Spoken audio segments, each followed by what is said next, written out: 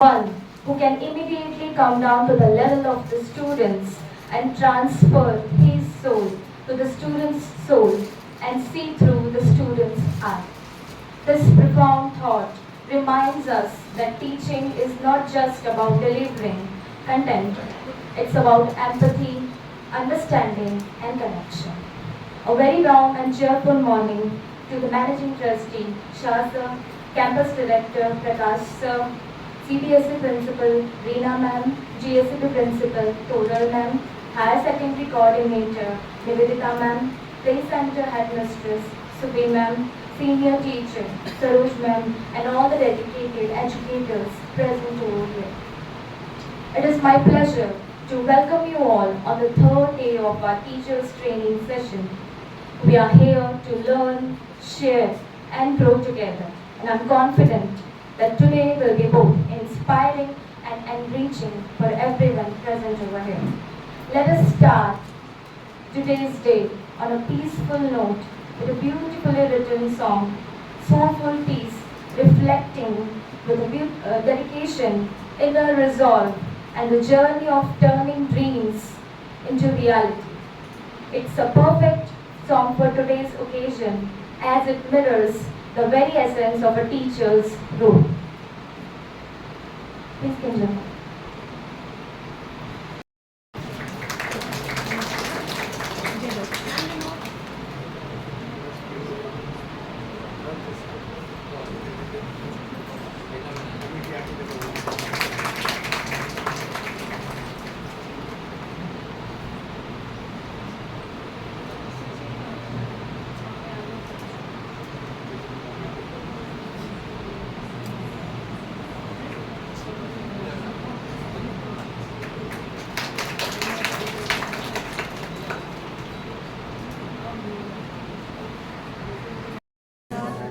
Good morning. Good morning. Respected Ranchor Kaka, the principal of all the schools, Prakash Bhai, all management of the school and all trustees. I thank the management of Amity School for inviting me in the event of teacher training program. Professionally, I am a doctor, being a surgeon. It is privilege for me to talk on such a topic. Topic is, what does society expect from a teacher? I think now the scenario is that everybody expect, I will not do, others should do. But the teacher's role is such that everybody expect that teachers should do something. Teachers can change the nation. Teachers can change the society. Teachers can give a good value-based nation, value-based society also. Society, what is society? It is a collective group of individuals which interact with each other to establish some value-based system. And society, for that, society needs a person or a group of persons who shape human behavior with good values and morals. In our culture, since ancient years, most respectable persons are Rishi Munis or Gurus. In present day, you all sitting here are equivalent to the Rishi Munis and Gurus. And my pranam to all of you. I always respect my teacher because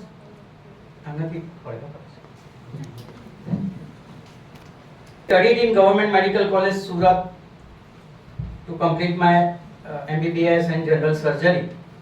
And for to be a doctor, we have to work on patient. We have to get some practical training.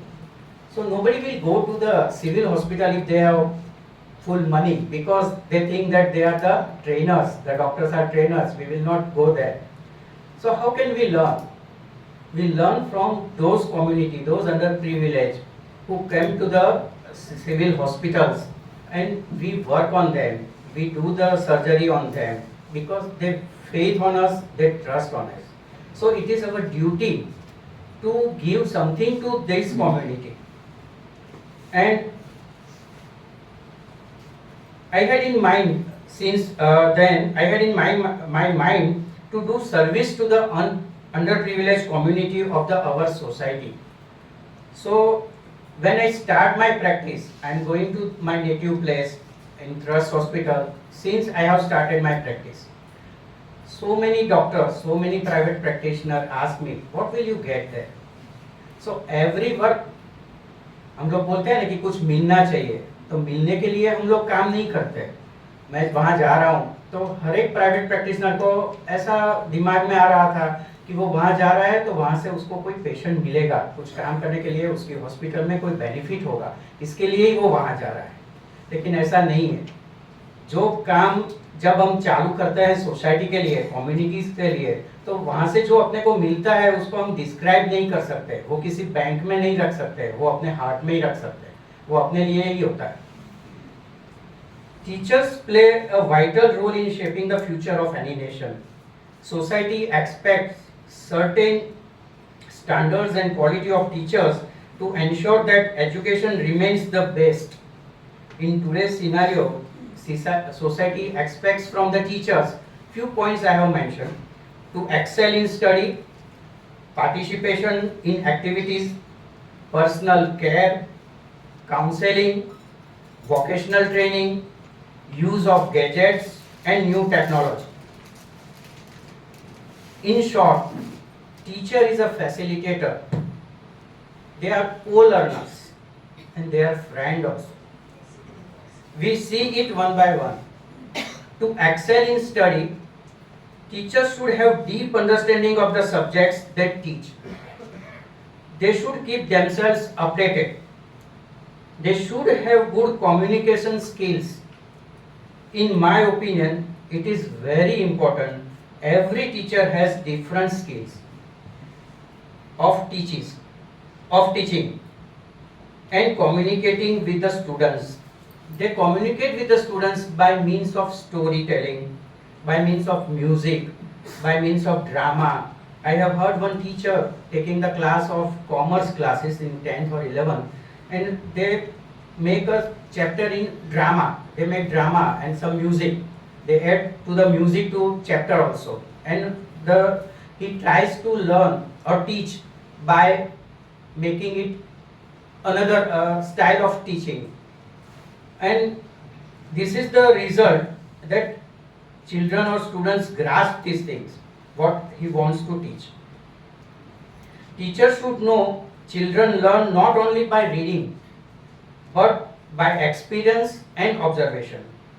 They should not impose anything on children.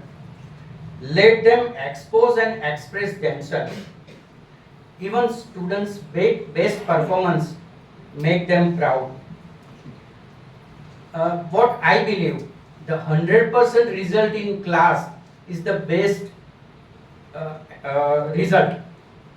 Only one student get the top in state level or city level, but if the result is 100% in the class, the teacher is the best. That is my opinion. What society? Some students excel in academic and some in extracurricular activities. Teachers are the best judge to decide their talents. So let the flower blossom in the garden, they will spread the fragrance. So they have to pick the students, either he is based in academic or based in extracurricular activity, and by deciding that they have to put some inputs for that children. Third is personal care. Every parents like that their child should be treated personally. Teachers should treat all their students equally. Should not do partiality depending upon the economic status of the children or the intellectual status of the children. Teachers should not behave like a ringmaster of circus, but instead their behavior should be motherly, because we say mother is the first guru till the age of 5 years, and after 4 to 5 years of age your role starts. Teachers and parents should be open up, friendly, and that your behavior should be, teachers' behavior should be transparent. Only then children will learn good things from them. This is my opinion. A few days back, I have read some news regarding South Gujarat school that the principal never scold or punish the children, but he punished himself. I think in Divya Bhaskar or something. Mahesh Bhai, huh? So by this method, it is just like a Gandhigiri. Okay, he never punished them. So students realize their mistake, they feel sorrow, and by this the bonding between the teacher and students become very strong. They regret themselves, and which improves the healthy relation and love between teachers and students. Another point is counseling. I think it is the most required thing in nowadays. In my opinion, this is the biggest role of teacher in today's education systems.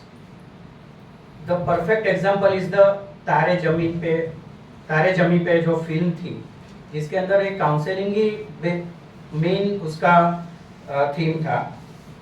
और I think so the counselling is the biggest role for teachers. Counseling improves the concentration of students in the class, and counseling for food habits is also important by teachers of particularly nursery and KG standard. They improve the food habits by counseling the children, and nowadays even in middle class family we show the children with malnourishment and all these things. So the school which provide food or breakfast, the counseling of food habits is very, very important to overcome the malnutrition. Most important in counseling is relieving stress and overcome the stress. Particularly it is needed for the students of standard 10th and 12th in an era of comparison and competition. Every parent wants their children to be first. Every parent wants their child should be a doctor or engineer. There are so many streams.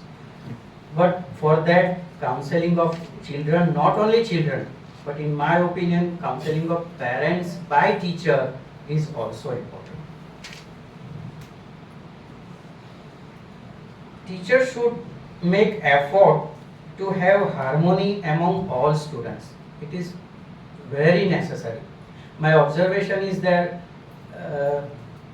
till today there is a differentiation regarding caste and religion and all these things. So to overcome that, teacher's role is more important. From the beginning, there should be a harmony among the students and also the gender equality. Self-defense for the girls is also a counseling part, but it is the different thing, and every school should have this self-defense training for the girls also. Another point is vocational training. It is something different for academic also, but the importance of vocational education is that it provides an alternative to the traditional methods and which enable the students to select career in specific craft or specific skills. Then what society also expects that there should be a use of gadgets and new technology in the schools. Now AI, artificial intelligence and ChatGPT, which gives many more things to the students. They can give them information, facts, statistics, which help students in academics. But at the same time, teacher's role in the classroom as a facilitator and as a friend is more important, which make them better human. Technology will not. They make them better citizen as they teach with empathy and love. You can imagine two pictures. One, there's a robotic teacher in the classroom, and one, you are in the classroom. what will be the difference, what the students prefer.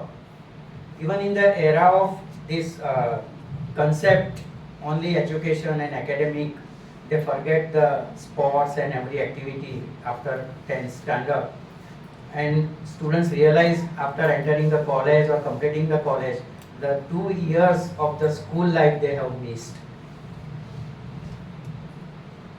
Classroom with robot and classroom with you, where students find confidence and emotional learning, in robot or in you.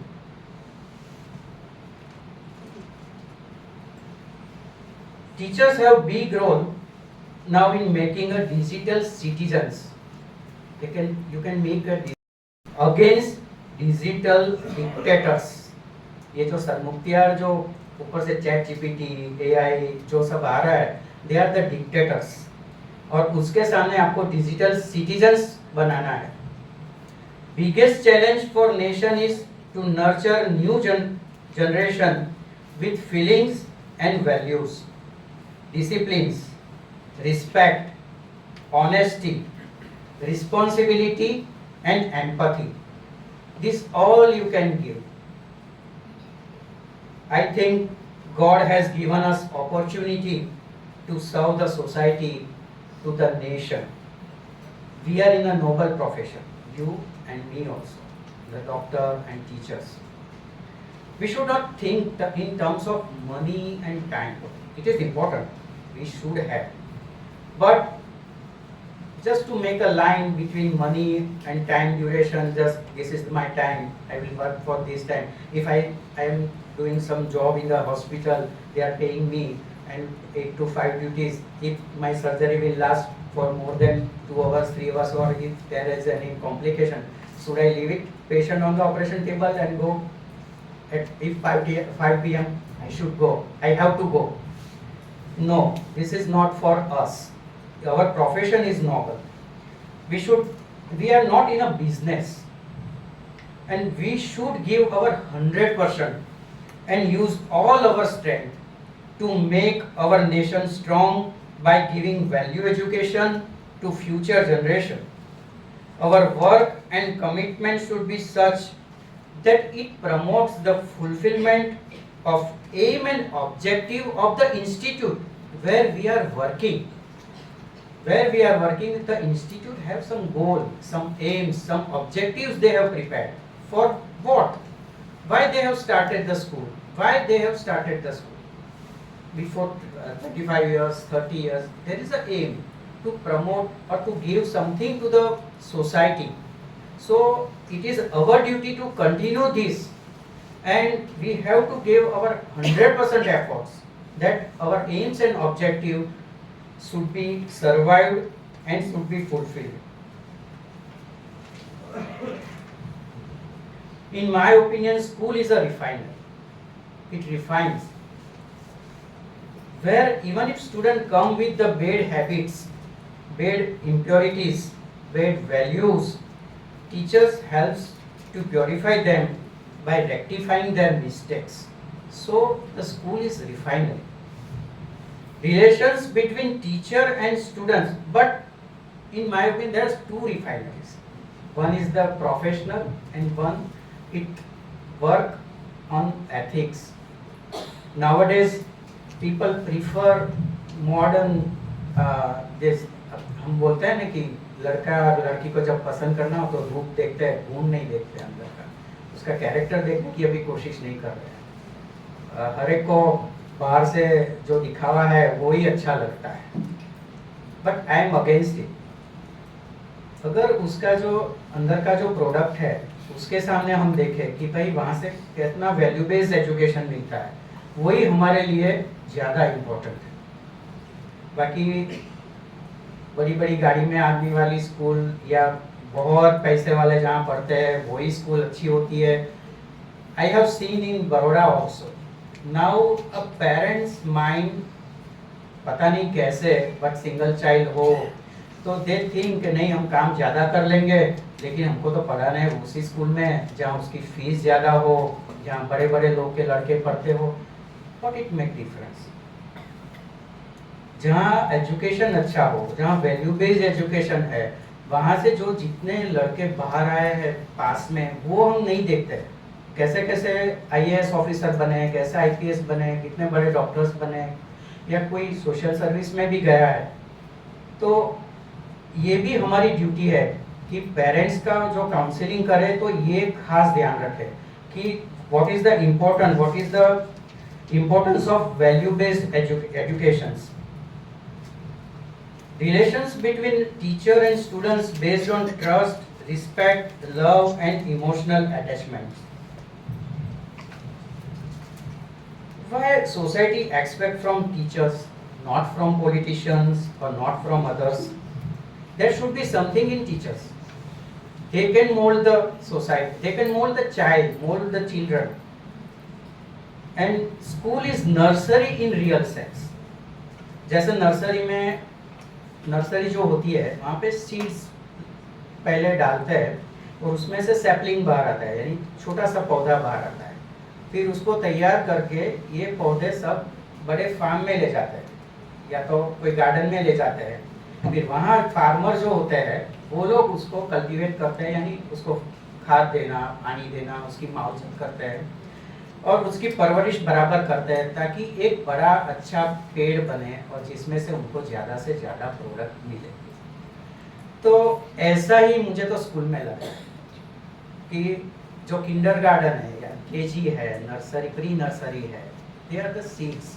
आपको parents seeds दे के जाते हैं और जो primary teachers, pre primary और kindergarten के teacher जो है उसको सैपलिंग बनाते हैं, तैयार करते हैं छोड़ को, फिर उसको प्राइमरी सेक्शन में भेजते हैं, सेकेंडरी में भेजते हैं और प्राइमरी और सेकेंडरी के टीचर्स उसको एक बड़ा पेड़ बनाता है। वो उन लोगों का भी ट्राई यही रहता है कि एक अच्छा पेड़ बने, उसमें से अच्छे फ्रूट्स आए, दे गेट मोर थिंग्स, और उससे फ़ायदा क्या होगा? तो समाज को, सोसाइटी और कम्युनिटी को ही ये फ़ायदा होने वाला है। और ये सब के गार्डनर जो है, फार्मर है, वो सब आप लोग ही हैं। Today we all are seeing और एक्सपीरियंस, हमको भी अभी आजकल ज़्यादा से ज़्यादा ये देख रहा है कि बहुत करप्शन है। हम लोग बातें भी ऐसे करते हैं, न्यूज़पेपर में भी ऐसा पढ़ते रहते हैं कि there are lot of corruption, misbehaviour, drug addiction, sexual harassment in the society. तो हम इससे बाहर कैसे आ सकते हैं? बहुत काफ़ी समय में देखते हैं कि चार रास्ता जहाँ होता है, सिग्नल्स है रेड, फिर भी वो बाइक वाले को मज़ा आता है सिग्नल तोड़ने में, क्योंकि उसमें उसका क्या पता क्या पड़ता है उसका। हर एक जगह पे ऐसा है कि डिसिप्लिन या जो भी रूल्स बनाते हैं उसको तोड़ने से उनका मान बढ़ता है कि क्या है पता नहीं। तो ये सबको ठीक कैसे कर सकते हैं? अभी जो ऑलरेडी मैच्योर हो गए हैं उसको समझाने का कोई फ़ायदा नहीं, उन लोगों का हम कुछ नहीं कर सकते। But teachers can improve this situation, start from the beginning, so we will get the result after 15-20 years if we definitely do this thing to improve the society. Steps to be taken right from the childhood. So here is the important role of nursery and KG primary teachers to of harmony, honesty, empathy, punctuality and patriotism. It is must. Patriotism is also necessary. Myself is practicing surgeon and patients come to me for surgery because they have faith in me. So I have to, if they come with a faith, I have to ensure them that I give my best to them. I give them the correct advice. I give them some ethical advice. I do ethical practice with them. If we forget our duties, our morals, and my values, my ethics, what will happen? You all must have observed or experienced during the corona period. There are few doctors or few hospitals have made lot of money by taking advantage of fear of death. They forget about the values, forget the ethics. पुराने ज़माने में एक शाहूकार ऐसा word आपने सुना होगा, they take advantage of drop. जब दुकान होता है तब उसका एडवांटेज वो लेता है कि उसमें उनको ज़्यादा प्रॉफिट मिलेगा, ज़्यादा कमाने को मिलेगा। और उसी समय दूसरे लोग भी जो होते हैं, जो अच्छे लोग हैं, जो वैल्यू जानते हैं, वो अपना भंडार खोल देते हैं कि आप ले जाओ, क्योंकि लोगों के पास कुछ नहीं है। तो ऐसी सिचुएशन भी हुई है। They, instead of helping the people and performing the social duties, they try to make the money. Same thing, parents send their children with full faith to you. You have a power to make good nation by preparing a good citizens. To mold the minds of millions is not impossible if all teachers and all optimistic, reliable sources shake hands together to awaken the talented learners. And sharing is caring. It's a teamwork. मेरी तो यही advice है कि teachers और थोड़े जो अच्छे लोग हैं, जो समझते हैं कि सोसाइटी को कैसे हम आगे ला सकते हैं, तो ये उन लोगों का, ये ग्रुप का एक बहुत बड़ा दायित्व है, या तो उनकी रिस्पॉन्सिबिलिटी है, और उनको ये करना ही चाहिए। उनको ऐसा भी लगता है कि हमको क्या इसमें, अगर ये सोसाइटी ऐसी है, समाज को हम कैसे बदल सकते हैं। लेकिन एक आदमी, एक व्यक्ति ये पूरा काम कर सकती है। There are so many examples. Rabindranath Tagore, उनको भी काफ़ी तकलीफ हुई थी जब शांति निकेतन स्टार्ट किया होगा तभी, क्योंकि लोग उनको शायद पागल समझते थे कि ऐसे कोई एजुकेशन दे सकता है। वो बोलते थे कि प्रकृति is the best teacher, nature is the best teacher. तो ये सब समझाने में उनको काफ़ी समय गया, लेकिन उन्होंने छोड़ा नहीं। उन्होंने देखा कि यही तरीका है बच्चे लोग सोसाइटी को मोल्ड करने का, अच्छा सिटीजन्स पैदा करने का, और इसी तरह से उन्होंने शांति निकेतन को चलाया।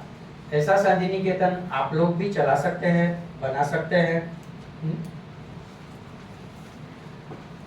दूसरा एक साथ में ऐसा भी है, in other side, society must respect and support the teachers, providing them good resources and recognition. When teachers thrive, students succeed, and entire society will benefit. By modeling ethical behavior, teachers help students grow not just intellectually, but morally and socially. Their influence can have lasting impact on how young people contribute to their communities. ये मेरा खुद का विचार है. This is my personal opinion. I am not a good orator also, I think so. In presence of you, it is very difficult to speak.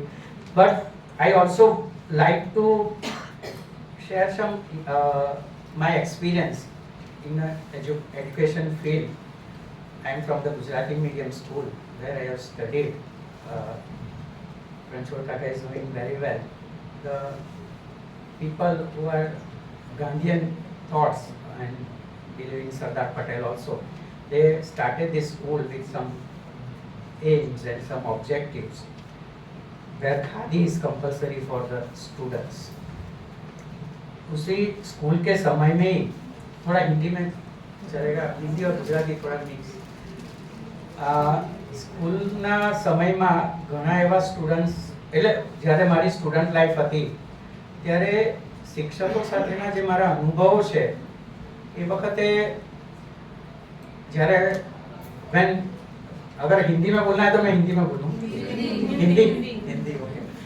तो जब मैं student था और स्कूल में था तब मुझे याद है कि उसी समय पैसे का कोई इम्पोर्टेंस नहीं था. हम लोग साइकिल रिक्शा में जाते थे और मैं आज के सिनेरियो के साथ कंपेयर करता हूँ. और आज जो देखोगे तो मैं, मेरे लड़के भी नवरचना और विद्यालय में मैंने पढ़ाया है, तो मॉर्निंग में रेस लग जाती है कि कौन कौन सी गाड़ी में अपने बच्चे को रखने के लिए आता है.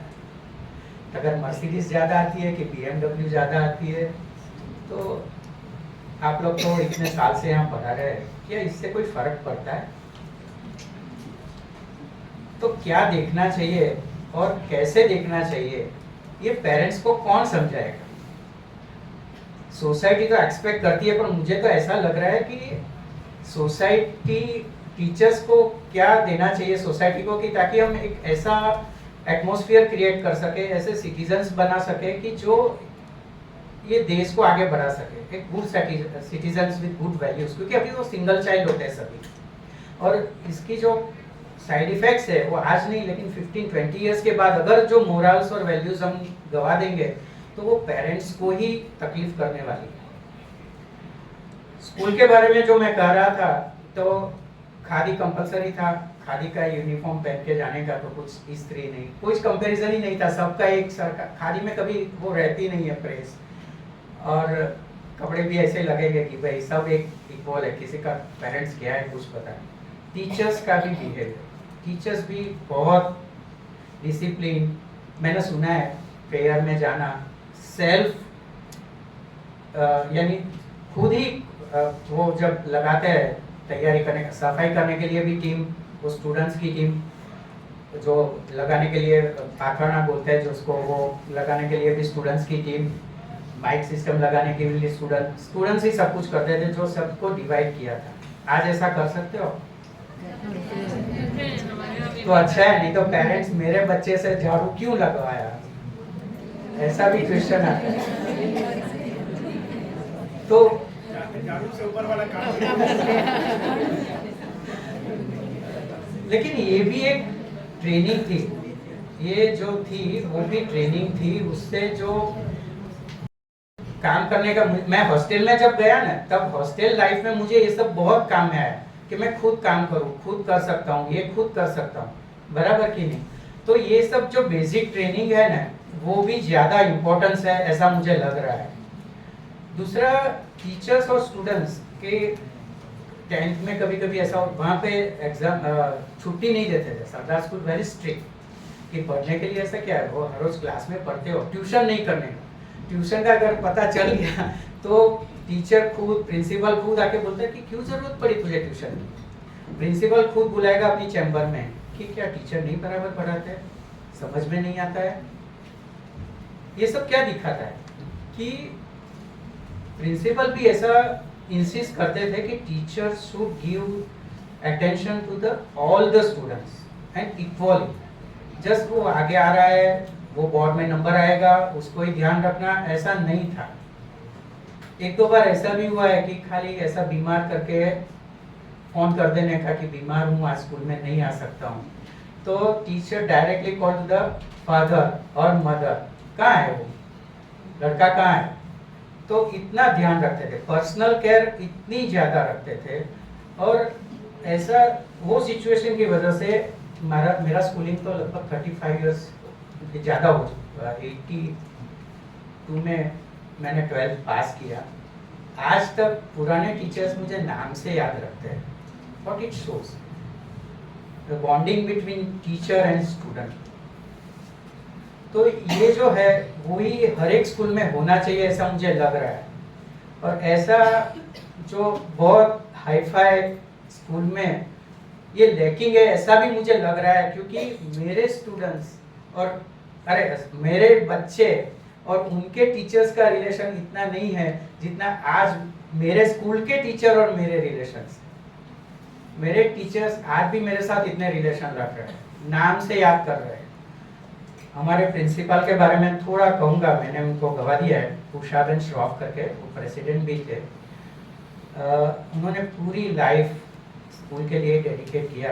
एट एज ऑफ 94 सी पास हुए, बट पूरी लाइफ वो एवरी डे 1 या 2 घंटा स्कूल में आके बैठती थी और पूरा सिस्टम को देखने का, हर एक में वो इन्वॉल्व नहीं होती थी, फिर भी बराबर चल रहा है कि नहीं, किसी को कोई तकलीफ है कि नहीं, ये एंड तक उन्होंने ध्यान में रखा है।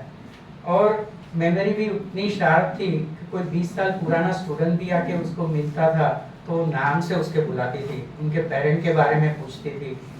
ये ऐसे टीचर्स आप लोग भी होंगे आज, लेकिन मैं चाहता हूँ कि ऐसे ही टीचर बने रहे। ऐसे ही जब वो गए यहाँ से उषाबेन, तब मुझे ऐसा लगा कि मेरा कोई फैमिली का मेंबर यहाँ से चला है। इतना लगाव था हमसे, और उनको भी हमसे था और हमको भी उनसे था। आई वॉन्ट के सोसाइटी यही चाहती है कि ऐसा ही एक स्कूल हो, ऐसा ही टीचर स्टूडेंट्स का रिलेशन हो, जिससे एक अच्छा समाज का निर्माण हो।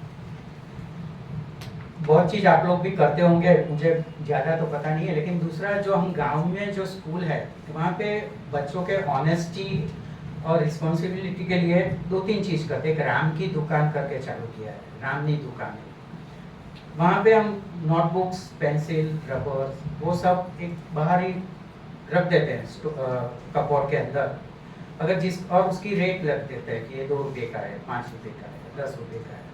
जो बच्चे को जो चाहिए वो ले लेता है और वो पैसा उसके अंदर डाल देता है। आज तक किसी ने ऐसा नहीं किया है कि बिना पैसे डाले। करीबन 15-20 साल से ये सिस्टम चल रही है।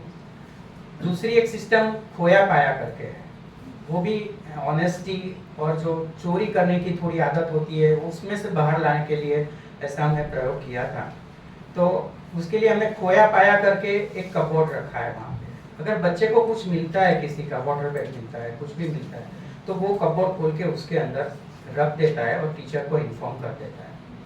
दूसरे दिन वो चीज़ का जो रह गया है वो आके उसमें ले गया। ये सब जस्ट कैरेक्टर्स और वैल्यूज डेवलप करने के लिए जो प्रयास हम लोगों ने वहाँ स्कूल में किया है वो मैं आपको बता रहा हूँ। ऐसा भी आप कर सकते हैं।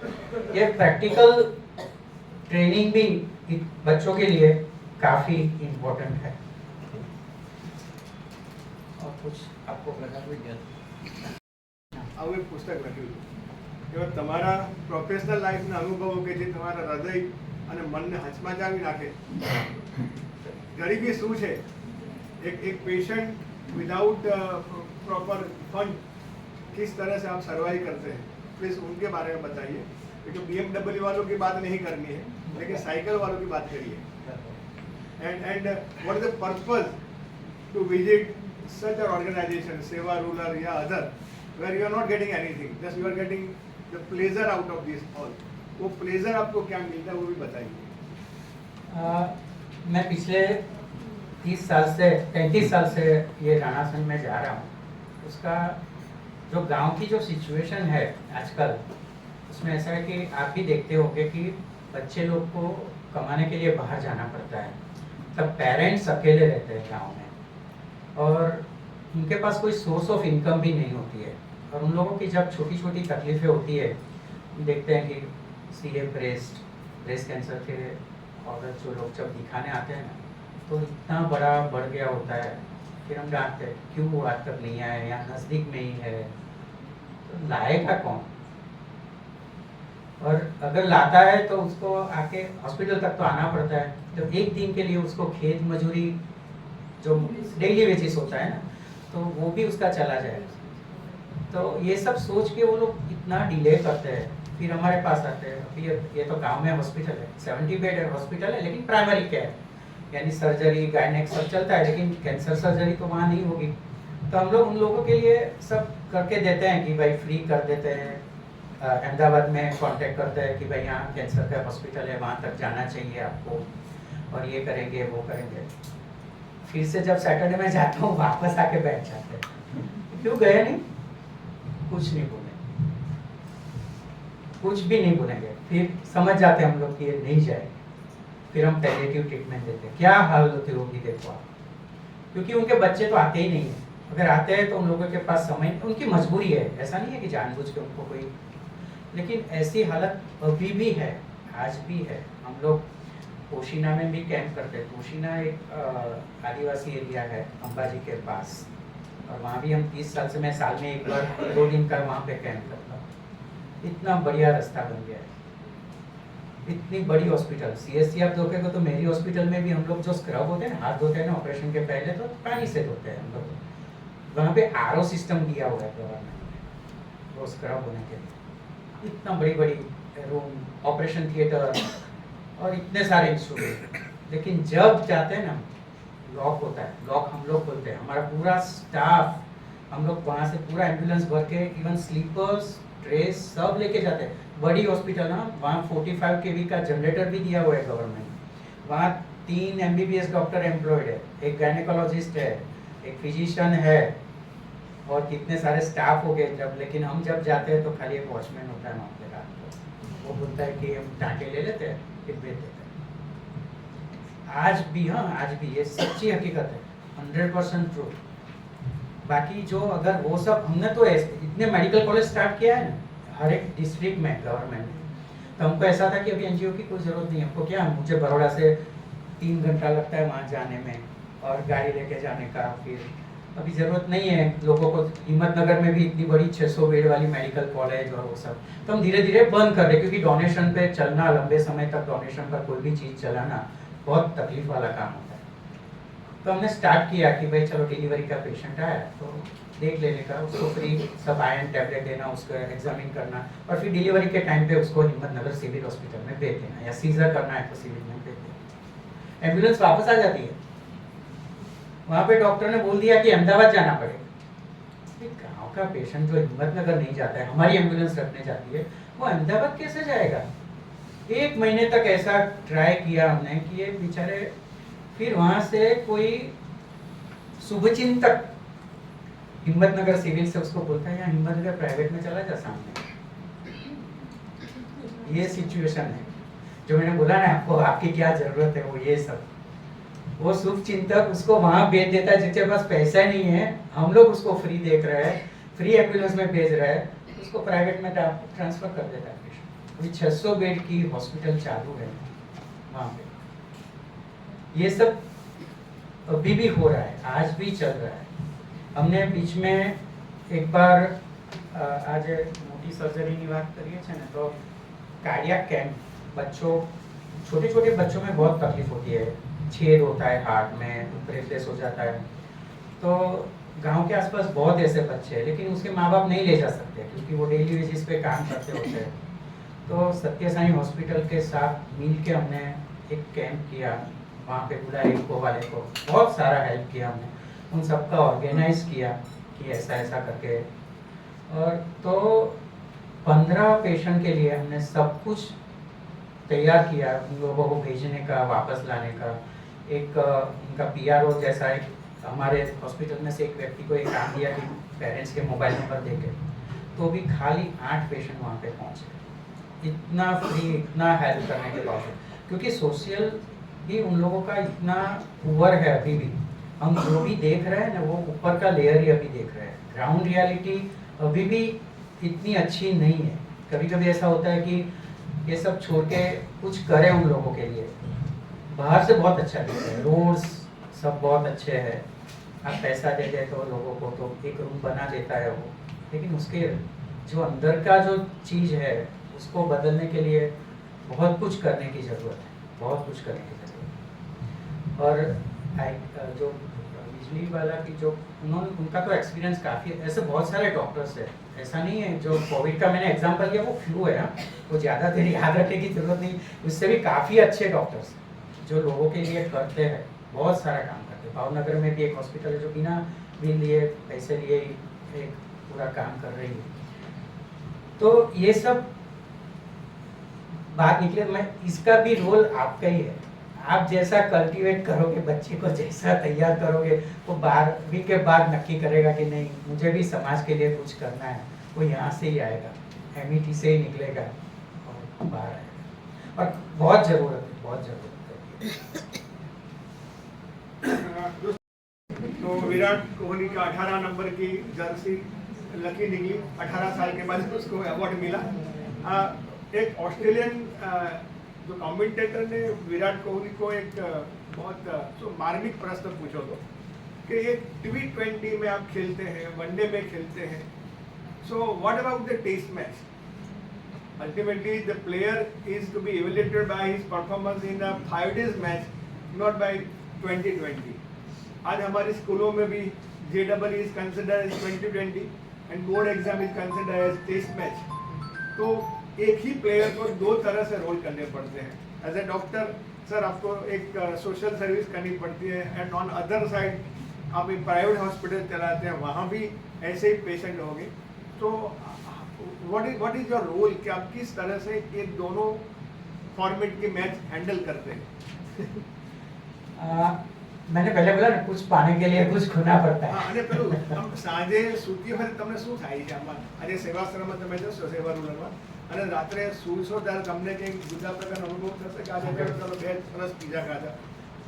Sort it makes difference. हमें आप लोग सब एक बार ट्राई करके देखना.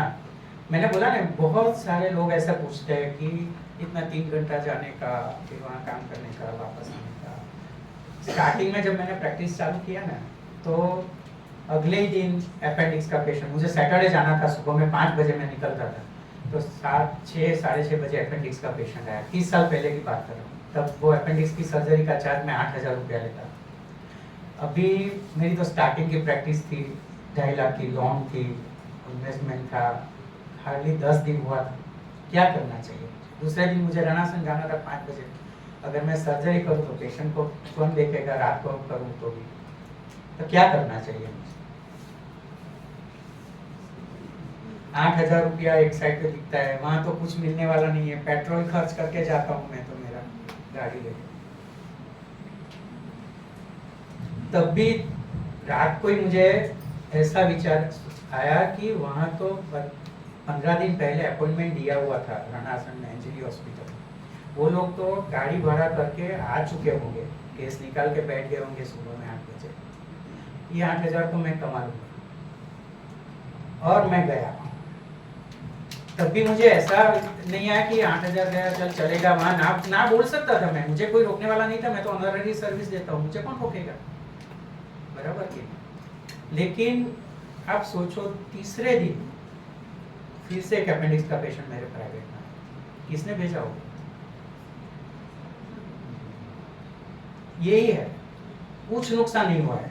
मैं पिछले 6-7 साल से 20 डेज ही प्रैक्टिस करता हूँ. यानी 4 दिन वहाँ देता हूँ, 1-2 दिन यहाँ झगड़िया जाता हूँ, बाकी के संडेज होते हैं.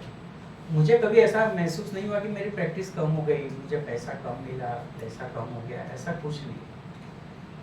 और उसका जो आनंद है, उन्होंने पूछा ना वो, कि कुछ करने का जो आनंद है ना, बहुत. मैं जब जाने का होता है, ये फ्राइडे में जाने वाला हूँ, तो आज से सब स्टाफ भी तैयार हो जाता है कि यार साहब जैसे शुक्र शनिवार, वो लोग भी मेरे साथ आने के लिए तैयार होते हैं.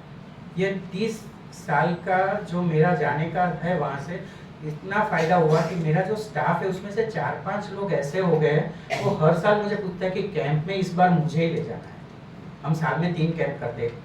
पोशीना में करते हैं, दूसरा मेघरज के पास आदिवासी एरिया है वहाँ, और तीसरा रनासन. तब हम 4-5 दिन वहाँ रहते हैं और सब फ्री में करते हैं. तो मेरा स्टाफ ही, ये संगत का इफेक्ट है.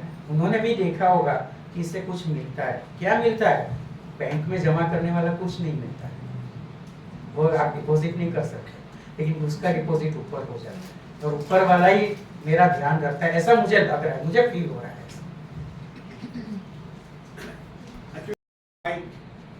बोर्ड के मेरिट लिस्ट में पहले 10, 15, 25 नंबर देखते थे, तो उसमें सरदार पटेल टॉप 10 में दिखाई देते थे. वो सरदार पटेल के आप स्टूडेंट, आप भी शायद बोर्ड में रहे होंगे कोई भी एक नंबर पर. तो आज आप सरदार विद्यालय को आप हैंडल करते हैं, तो क्या दिक्कत आप फेस करते हैं और उसके पीछे रीज़न क्या हो सकते हैं? जब मैंने बताया ना, मैं पढ़ता था तब टीचर्स और स्टूडेंट्स का लेवल और वो सब. अभी गुजराती मीडियम है और इंग्लिश मीडियम, उससे ही आप डिसाइड कर दीजिए कि क्या क्रेज चल रहा है. छोटा सा एग्जांपल देता हूँ. जहाँ रनासन में जाता हूँ ना, वहाँ जब क्वार्टर में रहता हूँ, तो वहाँ काम करने वाली जो लड़की है, वो अनपढ़ है, कुछ पढ़ी लिखी नहीं. उसका हस्बैंड भी अनपढ़ है, वो मैकेनिक गैरेज चलाता है. उसने उसकी लड़की को रनासन के 15,000 की पॉपुलेशन वाले विलेज में इंग्लिश मीडियम की स्कूल में रखा है. और गांव में तो कितना डिस्टेंस होता है, हार्डली 500-600 मीटर दूर स्कूल है. रिक्शा बनवाया है. क्यों? क्योंकि नहीं, हमारे पड़ोसी के लड़के हैं ना, वो रिक्शा में जाते हैं, वो इंग्लिश मीडियम में. तो तू कैसे पढ़ाएगी उसको, इंग्लिश कैसे पढ़ाएगी, तुझे आता नहीं है. तो यही सिचुएशन है और यही हम लोग फेस कर रहे हैं अभी गुजराती में. वो समय क्या था कि स्टूडेंट्स भी मेहनत करते थे, ट्यूशन क्लासेस का इतना इन्फ्लुएंसेस नहीं था। ट्यूशन क्लास में जाना है, छुप के जाना पड़ता था, तो चोरी करने जैसा। प्रैक्टिकल नॉलेज टीचर्स पूरा इनपुट्स देते थे। मुझे याद है कि उषा बहन हमारे लिए जब पौंडीचेरी को उनमें बहुत बिलीव करते थे रविदास, તેથી નાની નાની ઇંગ્લિશની બુક્સ લઈ આવે બધા છોકરાને આપે કે તમે આગળ જશો ને એની after 12 you need some English knowledge more. तो इतना भी ध्यान रखते हैं कि गुजराती मीडियम की स्कूल है, लेकिन 12 के बाद आपको इसकी ज़रूरत पड़ेगी। ये सब बहुत अच्छा एटमॉस्फेयर वहाँ पे था, टीचर्स स्टूडेंट्स रिलेशनशिप। आज की सिचुएशन में जो प्रॉब्लम हो रहा है because of medium, comparison, competition, जो अपने बोलते हैं ना कि एक दूसरे का देख के भी पोजीशन और वैल्यूज स्कूल में क्या है वो देखने की ज़रूरत नहीं है उन लोगों को। और दूसरा जो है वो स्टूडेंट्स का बिहेवियर, जो गैजेट्स जो है और जो मल्टीमीडिया और वो सब जो है उसकी जो साइड इफ़ेक्ट्स है, आपने देखा होगा कि अभी माँ बच्चा रोती है तो मोबाइल दे देती है, लेके बैठ जाओगे, क्या इफेक्ट आएगा उसका। मैं तो जब चलने जाता हूँ ना शाम को, तो रोज फुटपाथ पे जो लोग रहते हैं वो भी एक दुख है, वो साइड में वो मदर भी ऐसा मोबाइल लेके बैठी होगी, वो आदमी भी ऐसा बुढ़ा होगा, लड़के के हाथ में भी मोबाइल होगा, खाने के लिए कुछ नहीं होगा तो चलेगा, लेकिन मोबाइल के पास। तो ये जो मीडिया का इफेक्ट है वो सब अभी स्कूल पे लग रहा है कि उसमें भी कुछ बदलाव होना चाहिए। हमको भी स्टडी करना चाहिए कि क्यों ऐसा हो रहा है। कभी कभी यूनिफॉर्म खादी को भी वो लोग एक्सेप्ट करने के लिए तैयार नहीं है अभी नई जनरेशन, तो उसके लिए क्या करना चाहिए, सिल्क खादी अलाउ करना चाहिए, क्या करना चाहिए, एजुकेशन में कैसे बदलाव आना चाहिए। दूसरा कि साथ में स्पोर्ट्स और एक्टिविटीज़ जो है वो सब भी हमने अभी स्टार्ट किया है, क्रिकेट और वो सब। पहले ऐसा था कि इसमें नहीं टाइम नहीं देना चाहिए, तो ये भी माइनस पॉइंट है कि एक्स्ट्रा करिकुलर एक्टिविटी को थोड़ा ज़्यादा बढ़ावा देना चाहिए।